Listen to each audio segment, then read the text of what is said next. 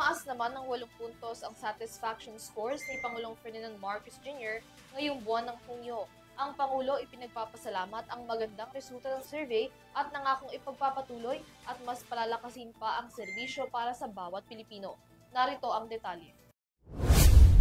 Malaki ang itinaas ng nakuhang satisfaction ratings ni Pangulong Ferdinand Marcos Jr. ngayong Hunyo batayan sa pinakabagong survey ng Social Weather Stations o SWS. Ayon sa survey ng SWS, tumaas sa 46% ang bilang ng mga Pilipinong kumpiyansa at nasiyahan sa pagganap ni Marcos sa kanyang tungkulin.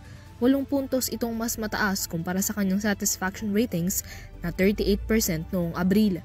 Pinakamataas ang satisfaction scores ni Marcos mula sa Balanced Luzon na may 54%, sinundan ng National Capital Region at Visayas na kapwa may 42%, habang 35% naman sa Mindanao. Samantala, 36% naman ang dissatisfied kay PBBM habang 19% naman ang hindi desidido.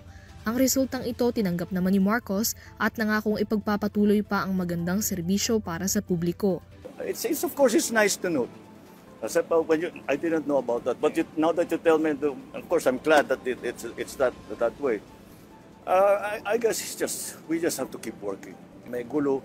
Ang taong bayan ay umaasa sa pamahalaan na tuloy ang serbisyo, tuloy ang trabaho ng pamahalaan, tuloy at every level, at the national level, at the local level, na tuloy-tuloy lang. Kami, mga public servant, kami ng mga hinalal ng taong bayan, ay dapat nakikita na hindi naglalaro na kung ano-ano ginagawa, namumulitika, whatever, basta pagtatrabaho lang para makapagserbisyo sa tao.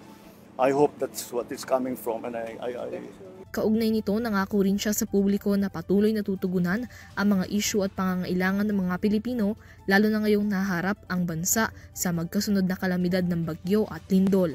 Para sa EuroTV News, Mia Layagin, sumasaludo sa bawat Pilipino.